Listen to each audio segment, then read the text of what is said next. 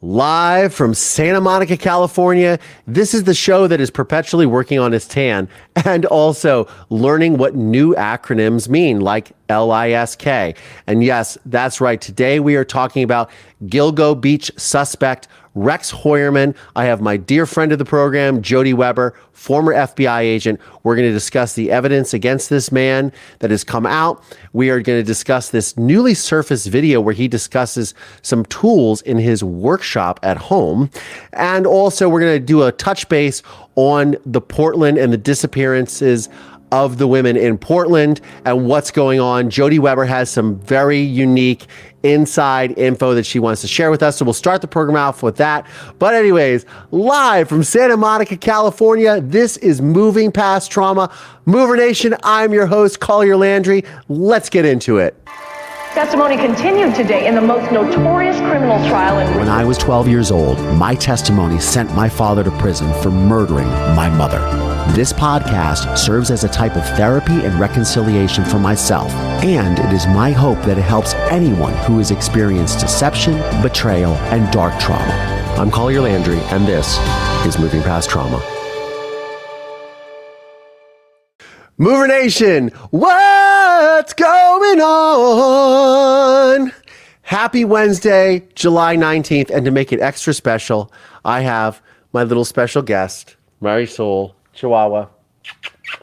She's joined just to say hi to everyone and to lick all the facial products off my face. It's also hot up here, so she's licking the sweat. But yeah, it's hard for me. Say hi to everybody. Say hi. Say hi. Just to start off on a really positive note, I wanted to bring Marisol so everyone can say hi to her because we're going to talk about some really harrowing stuff today. I have my dear friend, Jodi Weber, former FBI agent, host of the Caught in My Web podcast, hit podcast, mind you, in the true crime community.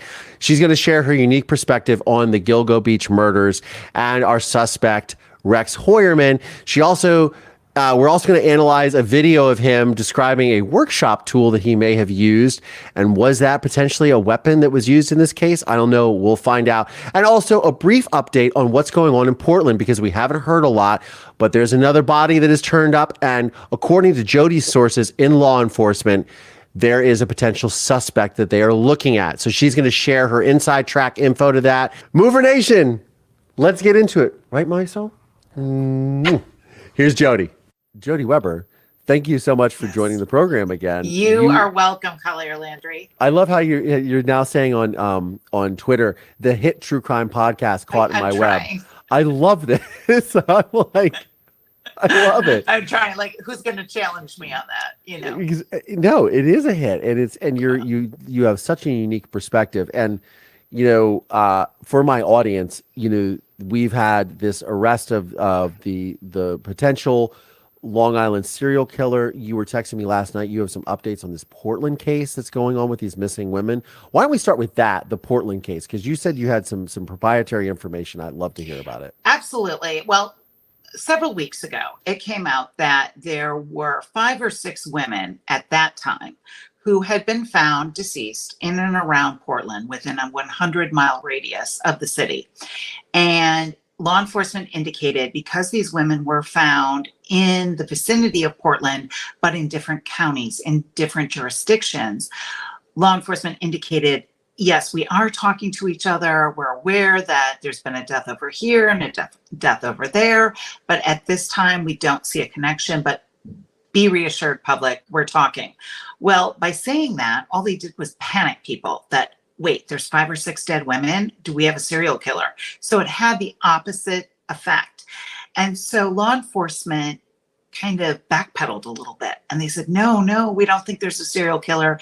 Don't put words in our mouth. We're not saying that. We're just saying we're aware that there are several deaths and we're talking to each other. Well, fast forward now. We've had another death in the past few days. Another woman's body was found in a vacant building, 43 years old. The autopsy determined that she was killed by homicidal means. We don't know particularly what type of methodology was utilized, if she was strangled, shot, stabbed. or what, but it was homicide. And then it just came out in the last 24 hours that law enforcement is now admitting they do have a link between 4 of the initial first victims.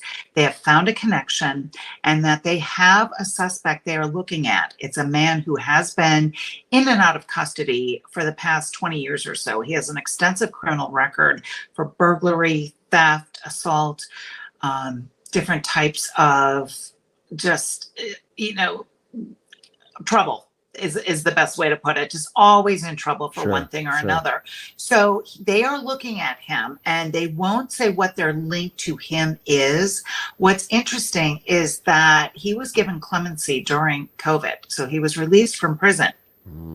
And so now, if he is in fact the lead suspect in these multiple deaths in the Portland area, you can imagine how that's going to make the community feel. Yeah. So law enforcement, at this moment, however, this individual has not been charged. There haven't been any charges, but they have found a link amongst these 4 different women. Now, what's interesting when we talk about this case, and then talk in a minute about what's going on in New York, there was a lot of speculation when this story first came out that this wasn't getting the attention it deserved, because many of these women were homeless. Many of them had different types of addiction. And so it was almost like they don't matter as much because they're homeless or have addiction issues, which some of the family members are like, look, they're still people. They still don't deserve to be murdered. We deserve some sort of explanation as to what has happened to our loved one. So now the fact that law enforcement is coming out and saying we do have a link between 4 of these women, I think that's reassuring the public. The fact that they are taking this seriously, that these lives do have value, that these lives do deserve justice. And hopefully we'll hear in the next day or 2 where this investigation is going.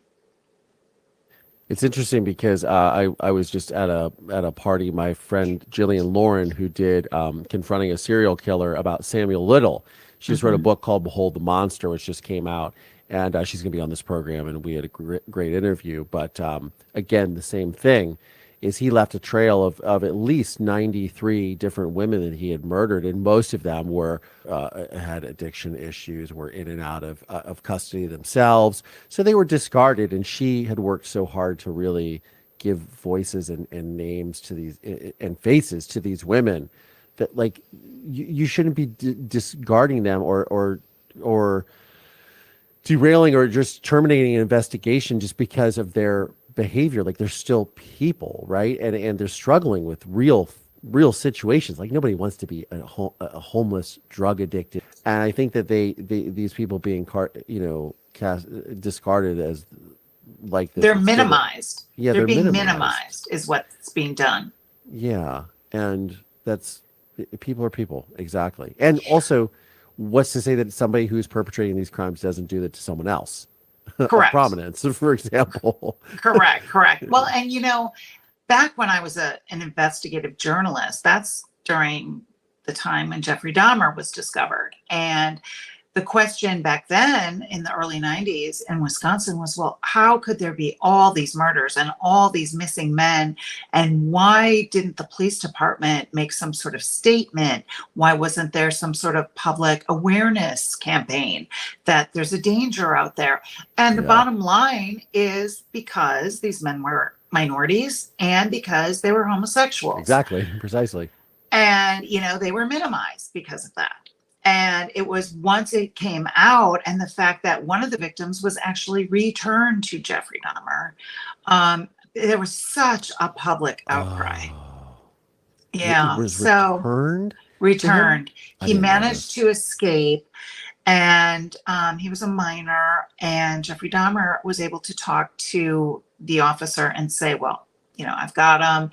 He's had a little too much to drink, that sort of thing, and then ultimately ended up murdering this individual. So, whenever I see cases such as what's being discussed in Portland, and we're going to talk about New York in a minute here, this involves the murder of many women who worked in the sex worker industry.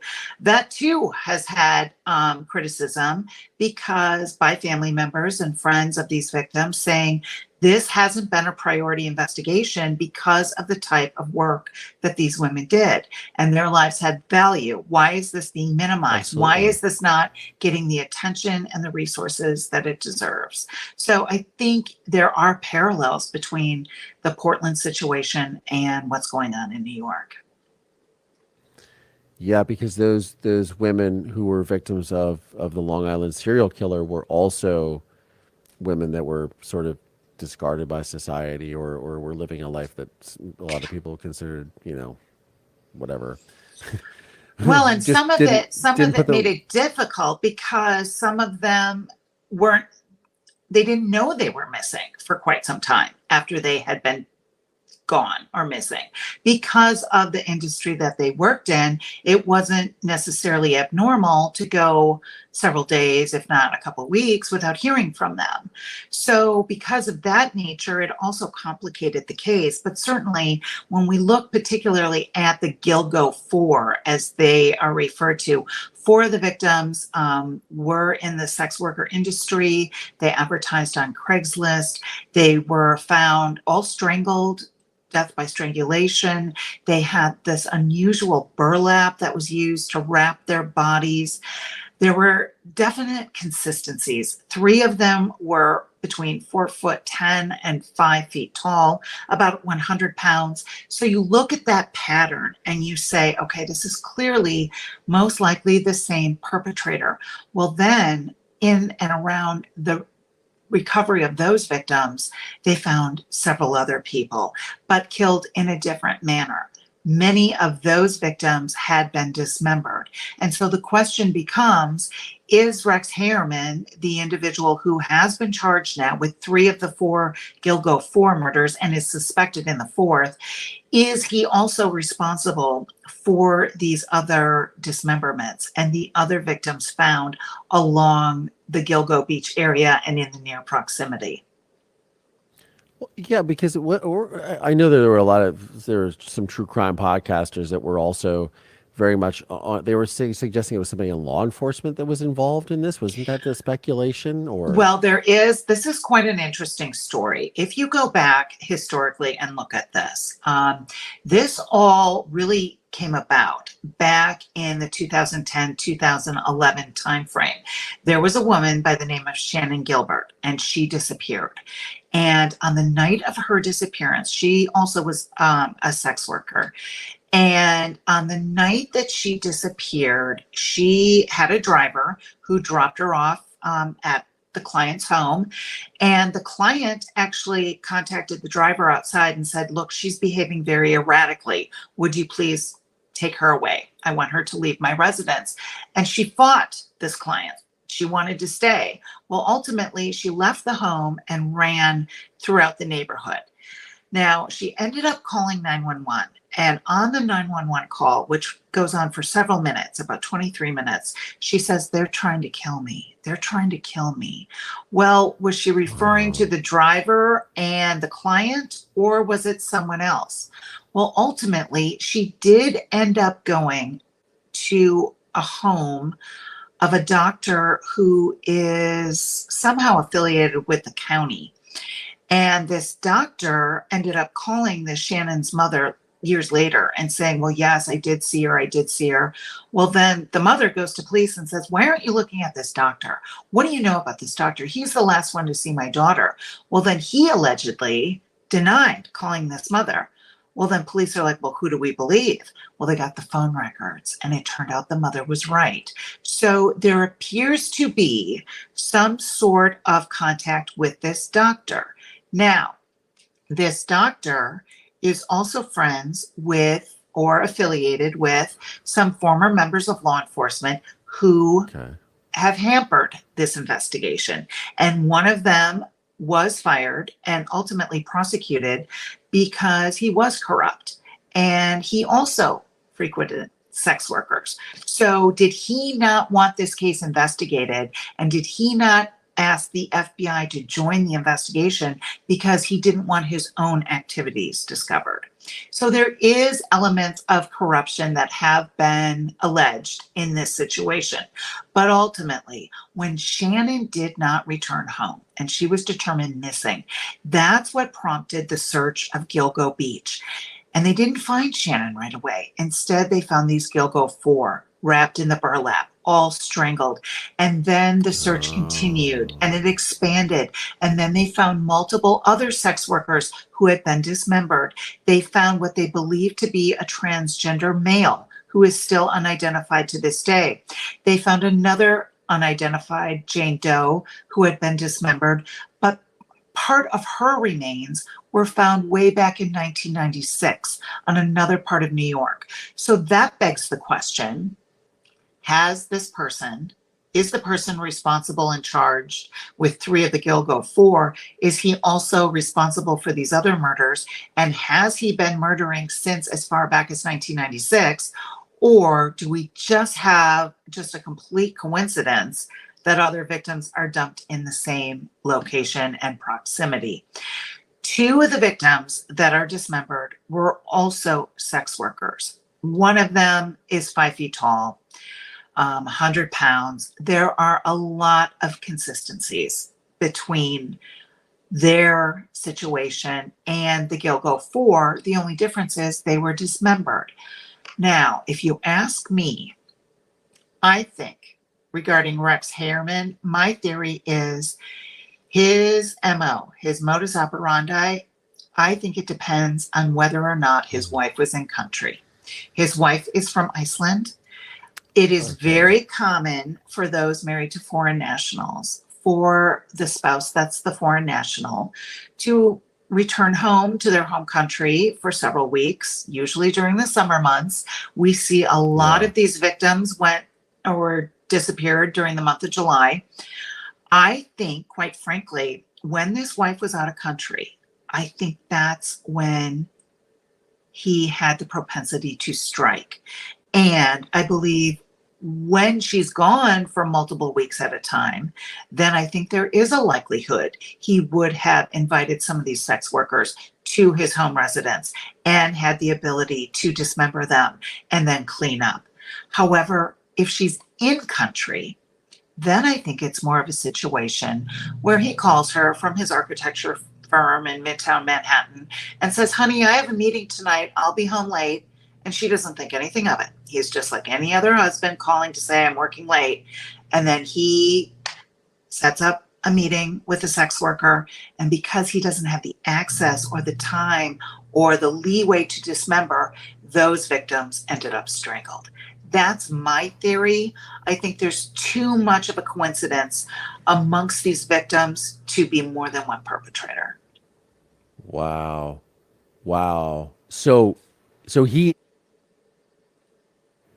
essentially, so he's got this successful architecture firm in Manhattan.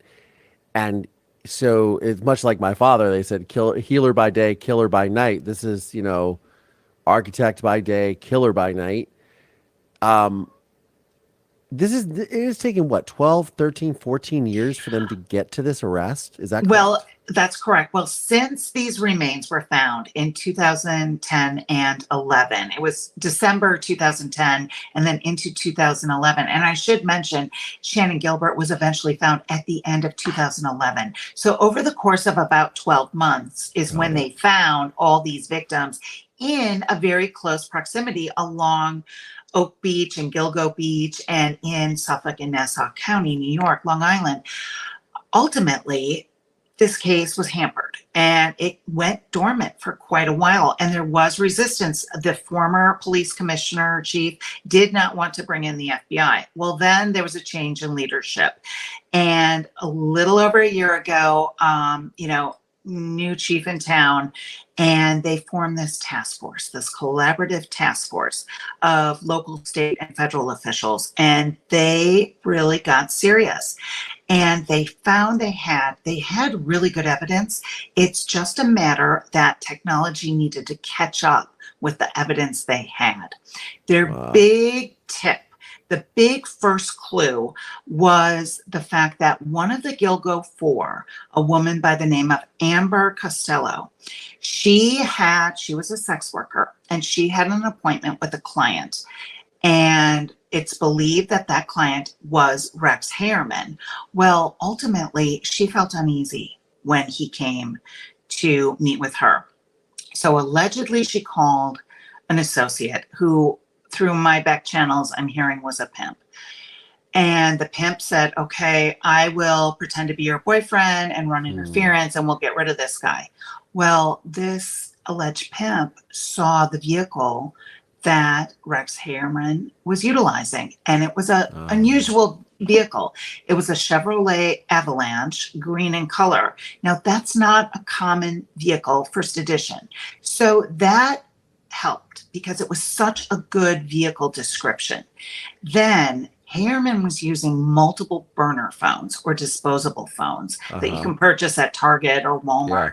Well, several of these burner phones, law enforcement was able to determine they were coming from the city where Rex Heuermann resides. So now they have a city or a more specific location and a vehicle description. So they could run in the state who owns this type of vehicle and who owns this type of vehicle and lives in this town. Well, then they were able to connect the dots and he got on their radar.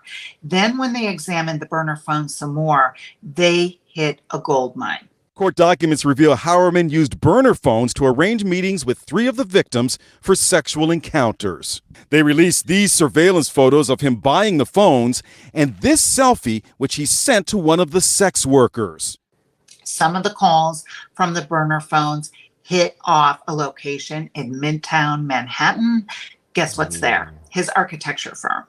Then he had a Tinder account and he set up that Tinder account with a fake email using one of the burner phones, but he paid for it with his true account, his true financial account, which, that's a big no-no. So he also allegedly utilized some of the cell phones of the victims to make phone calls from the same locations where the burner phones were used. So all of that matched up.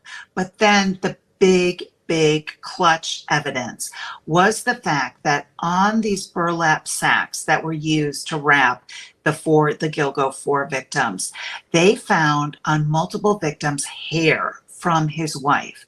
And law enforcement was able to determine she was out of town at the time of these homicides. So therefore, they believe he transferred that hair onto the burlap, either through the instrumentalities he utilized to commit the homicides, or they were on his person and then simply fell off when he picked up the burlap bags and was wrapping the victims. So that would be considered transfer evidence.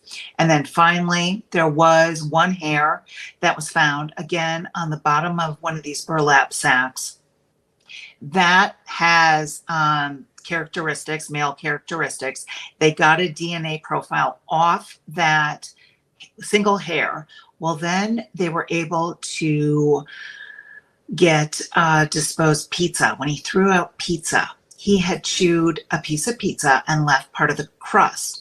Well, you can test pizza slices for DNA, and they were able to obtain the DNA from the pizza, and they compared that DNA to the hair strand on the burlap, and it was 99.98 or so percent consistent. Accurate. Yeah. So that was the big linchpin. Now, what's interesting of note, Collier, is the fact that we know from the prosecution and law enforcement that he was still utilizing burner phones. He was still contacting sex workers. So was he preparing to strike again?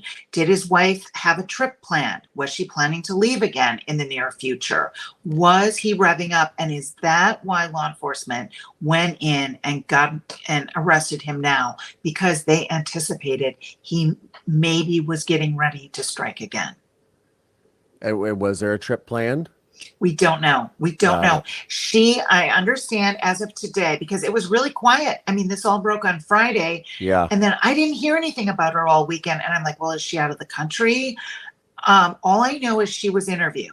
and he has a daughter. She was interviewed, and a stepson was interviewed, but they don't say, were they interviewed here in country? Had they gone to Iceland? Were they here and left? Were they there and come back? I don't know those details, but I do think a couple things will be interesting. Number one, I think it will be interesting to see what sort of details the family members can fill in as far as, did they ever pick up on any abnormalities? Did they ever find any of these burner phones? Did they ever find jewelry or souvenirs or trophies and wonder, why do you have this necklace? Why do you have this lock of hair? Why do you have A, B, and C? Were there any times he gave them an alibi where he was and the alibi didn't check out? I think all of that will be interesting. Additionally, he allegedly owns properties down in South Carolina, some remote lots who, from what I've heard, back up to ponds that connect. I mean, you talk about an ideal dumping ground. I have a feeling South Carolina law enforcement will be looking at their unsolved cases to see, is there anyone down here he may be responsible for killing? And then additionally, I've heard he spent quite a bit of time in Las Vegas at a timeshare that he owns. Now, certainly Las Vegas has its share of sex workers. I think law enforcement there will be looking to see, what unsolved cases do we have? What disappearances do we have? Additionally, I want to know what they find in that home. They are executing search warrants not only on the main residence, but also his architectural office, 2 storage facilities. They have had the medical examiner present at the searches. That tells me a lot. Yeah. That tells me they anticipate finding human body parts. Well, that lends credence to my theory that he is dismembering people if they have the medical examiner there. Additionally, a freezer was removed from the residence. Now, in my 20-some years in law enforcement, typically when you removed a freezer or you searched a freezer, you would find one of 3 things. You either found drugs, you found cash wrapped up like hamburger meat, or you found body parts. So if they're taking a freezer, that says to me either there were human remains currently in that freezer, or they believe there were human remains in that freezer at one time. They did presumptive blood testing, and they either came up with a result that was positive for hemoglobin and the belief that there was blood in the freezer, and or they came up with indications that the interior of the freezer had been cleaned to remove blood. So I don't think the fact that they took that freezer is a fluke. They took that freezer for a reason. It's all very disturbing. You know, my Susan, my adopted mother, had said that they found 200 guns in his residence, which, you know, whatever. I mean, it's, people collect guns, you know, and especially when you have money, I'm sure you collect all kinds of things. But also of note was a hand grenade. Is that correct? I have not heard about the hand grenade. However, I did hear that they confiscated a life-size doll that was encased in glass. And I find that particularly concerning because you can't just take odd things in a search warrant. It has to be something that's articulated in the search warrant. So when I think about what would be likely articulated to seize, I think they would include mementos. And one of the victims that was found in the Long Beach area, along with in close proximity to one of the sex workers, was an infant, was a toddler. So was this that infant's doll, or so I've thought that, or is this some sort of doll that is dressed up in the clothing, the jewelry, hair ornaments, anything that the victims had on their persons? Is this kind of like the trophy where he puts the underwear or the tops or whatever these victims were wearing, and keeps it as like his, souvenir? I think it's significant. I just don't know why. What is it about that doll? Did it belong to one of the victims, or is it dressed in things that belong to the victims? It's just all so sad. It It's really very is. sad. I think, though, that the good news in this, there are some silver lining points in this, and one is that these individuals who have been murdered, they will seek justice now. This is being Yeah. taken seriously. This task force is serious about this. There's no more delays. They are actively looking not only at the 3 murders that have been charged, they've got a 4th one that they suspect he is responsible for. And certainly they are looking in all these locations where they're executing search warrants for anything that may connect him to these other victims. They want justice for them. And so I'm happy for these families that these victims and their family members are finally receiving the attention that they rightfully deserve. I also think that this is a great deterrent because with this case, with Koberger, with Matthew Nilo out in Boston, with his sexual assaults that recently he's been charged with that date back to 2003, 2004 timeframe back in Boston, genetic genealogy and these geofencing warrants, they are getting people who would normally be able to escape and get away with their crimes. We are able to determine who is doing these crimes now because technology and processing of this type of evidence has advanced so much that we can determine things now that we couldn't 5-10 years ago. Yeah. Did you see the arrest video?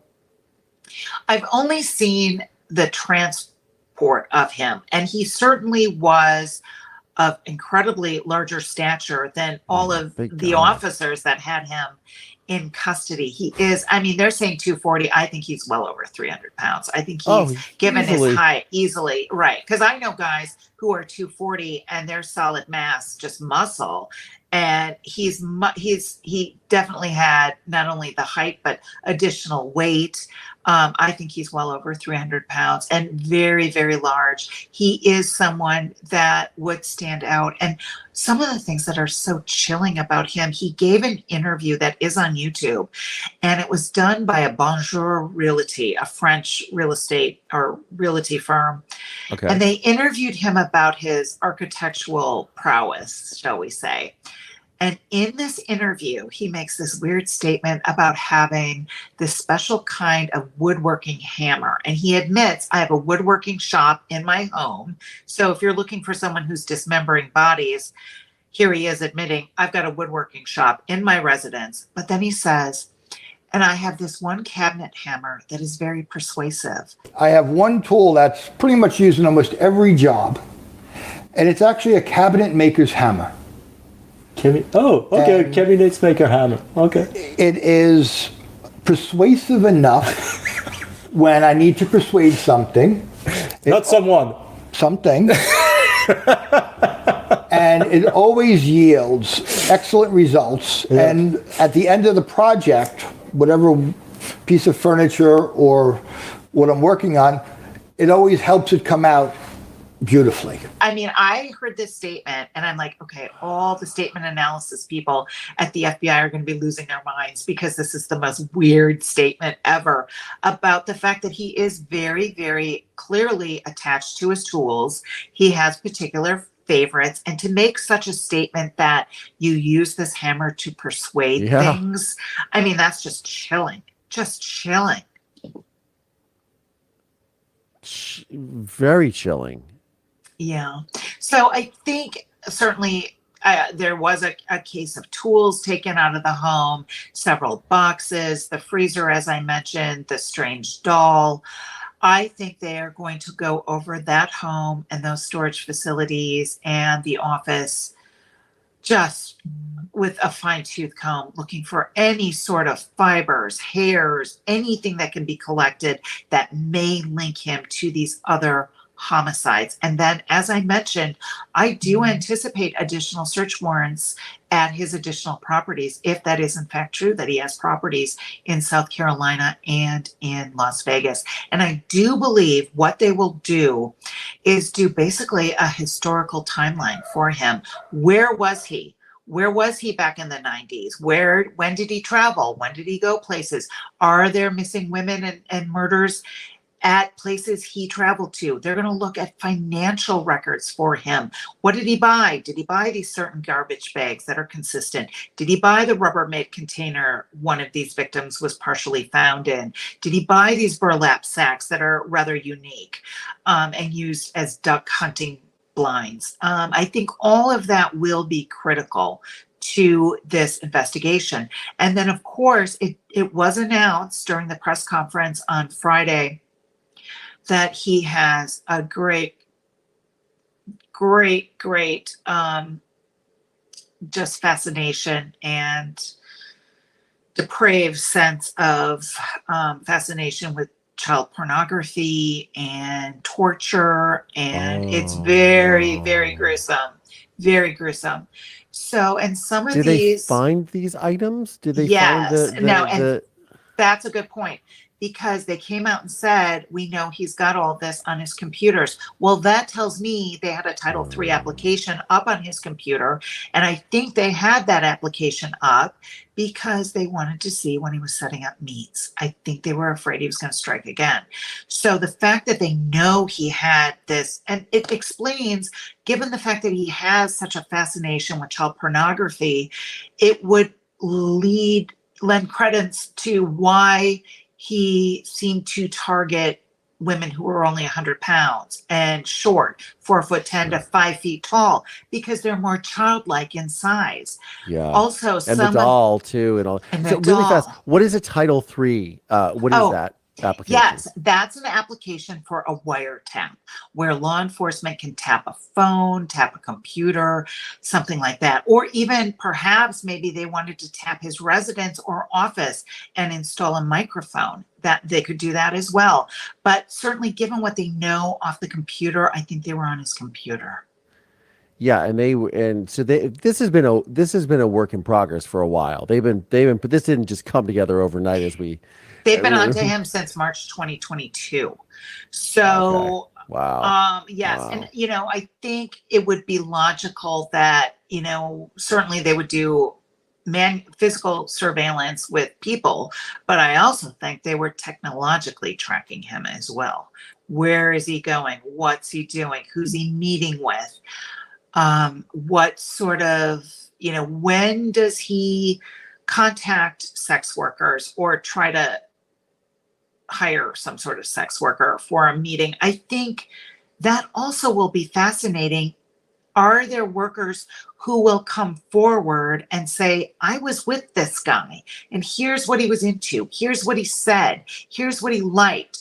I think the fact that several of the victims were strangled, I think there are men that get off on kind of autoerotic strangulation as their sexual, what they like sexually. I think it'll be interesting to find out if there are sex workers who survived that said, yeah, I let him do that. And as long as I didn't put up a fight, he didn't. Did these other victims perhaps not like that and establish some sort of boundary, and therefore that's why they ended up murdered? I think it will be interesting and fascinating to find that out. And additionally, there was a woman just a couple weeks ago in July who was in a wooded park near his residence, and he jumped out of the woods at her and she was spooked. And so she ended up calling her sister and having her sister pick her up at this park because he would not leave her alone. And she was so disturbed, she filed a police report about this individual. And of course, he is large in size.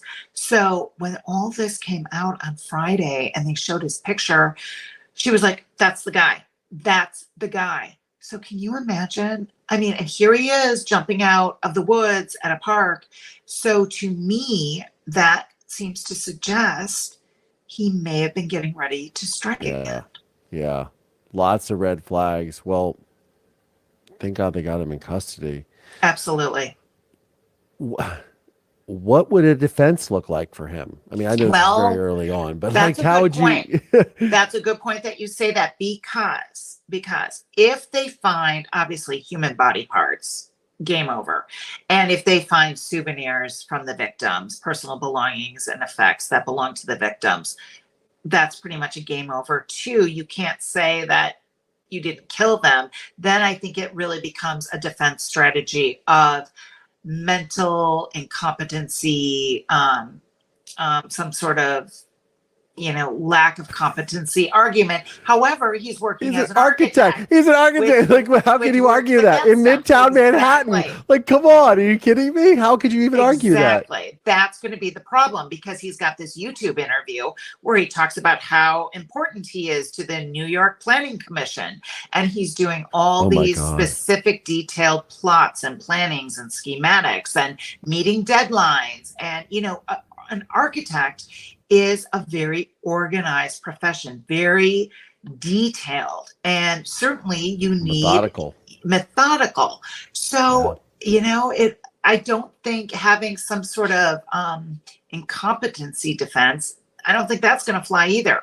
Now, given the fact that he did taunt some of the family members of these victims with their phones and made these weird phone calls to these family members, I wonder if he's going to be one of these killers who just wants, come on in, Dateline, interview me. Let me tell you all about what I did. Is he going to be a showboat? I don't know. And there, what are some other showboat killers that have been in this situation? Who are those people? Because it's a point of pride for some of these people. I mean, I know Samuel Little was like that with Jillian, but Jeffrey Dahmer did quite a few interviews, many interviews. Some don't want any attention. The BTK killer, he coughed it up right away. Here's what I did and how I did it. So it just really depends. I think people kind of get caught in the trap of thinking, well, he's a serial killer. He must have killed animals when he was young. Maybe, but maybe not. They're not all cut exactly the same, out of the same cloth, so to speak.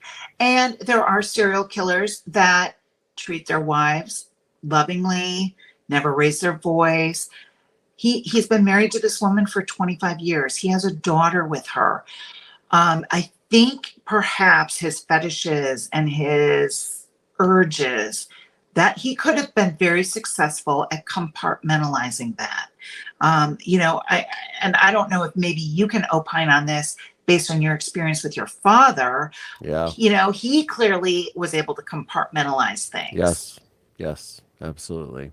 And he also, I remember there were stories of him like trying to heal wounded birds and help animals. So my father, even though he literally kicked my dog and threw it across the room, and another later on in life, he was very kind and concerned and wanted to be the doctor and the healer when it came to animals as a child. So there were never any stories of him doing these malicious things. But obviously, we all know how this played out. He was a psychopath and he murdered my mother. So yeah, you can't. I for a long time tried to figure out, like, was he cut from this sort of cloth of the typical trope of abuse and neglect and SA and things of that nature when you're a child, and that affected his how he became, the man that he became. And it was none of that was true at all. He had quite a nice life. So, well, and that's the thing. And the other astonishing thing, and this surprises me, but then it doesn't, the fact that he's an architect, but his home in Long Island is so dilapidated. It's the eyesore of the neighborhood, and many neighbors had complained about it because it is an upper middle class neighborhood, and it's very run down. It's just very dilapidated is the best word for it. But then on the other hand, he owns multiple properties in other states. I've read that he is significantly in debt and owes significant back taxes. So you kind of wonder, was he really that great of a businessman, or was it all kind of a shell game kind of thing? Now, I do find the fact... Or was he trying to make a new a revival of Grey Gardens? Well, I find No, you didn't find that funny? Come on. That was well, that was my Hamptons Long Island joke of the day. I only get one of them. There we go. sorry. So well, here's it, okay, because this is quite serious. I do find the fact that he lived in such a dilapidated home consistent with people into child pornography, because while I've never worked on a child exploitation squad, I did assist on many arrests and searches.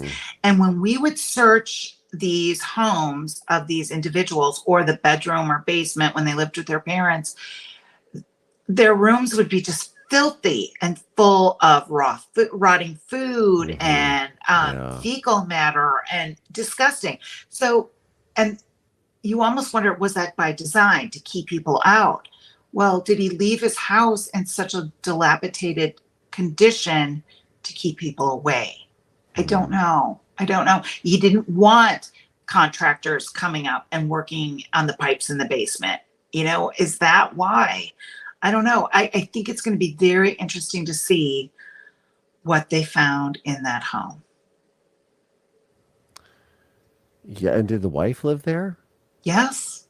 Oh. Yeah, married for 25 years. And my understanding is she had a son from a previous marriage, and then he and she had a daughter together who worked at his architecture firm in Midtown Manhattan.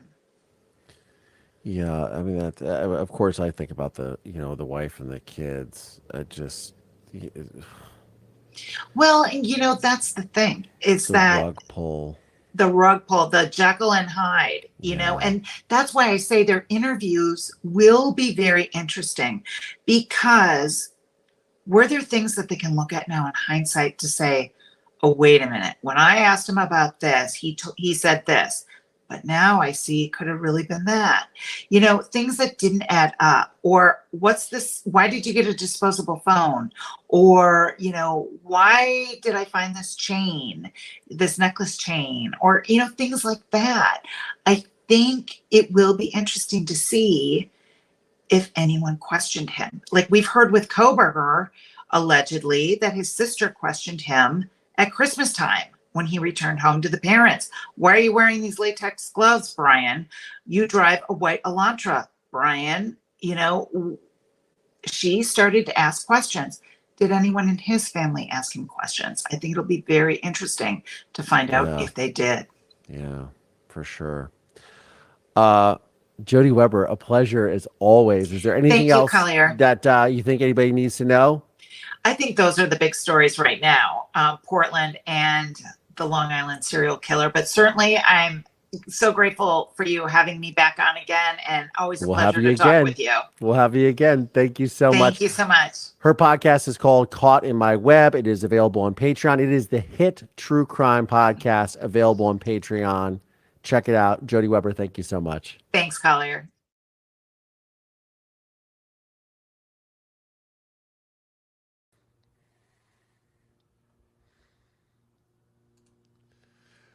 Well, I hope you guys all enjoyed this conversation with Jodi Weber. I'd like to thank her for joining the program. Right, Marisol? I'd like to thank all of my channel members, all of my channel subscribers, all of my Patreon supporters. Thank you all so much for supporting this program. I greatly appreciate it. You have no idea. There's so much new stuff that I'm working on for you guys. I'm very excited to release it over the next couple of weeks. She just loves to give me kisses. So I want to say thank you all so much for your support. Please remember to like and subscribe if you're new to the channel. If you are joining us from True Crime Obsessed, because I was just on their show, welcome to Mover Nation. Thank you all so much. And on that note, I'm Collier Landry, and this is Moving Past Trauma. Thanks, y'all.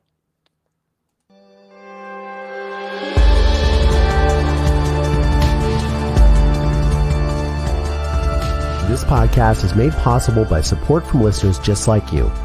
For exclusive content around this podcast, please consider supporting me via Patreon by going to collierlandry.com/support. Please subscribe via Apple Podcasts or wherever you get your podcasts from, and please leave us a 5-star review. If you want to see video episodes of this podcast, please check out my YouTube channel at youtube.com/CollierLandry. You can find links to additional resources in the show notes of today's episode. This podcast is a production of Don't Touch My Radio. Copyright Collier Landry.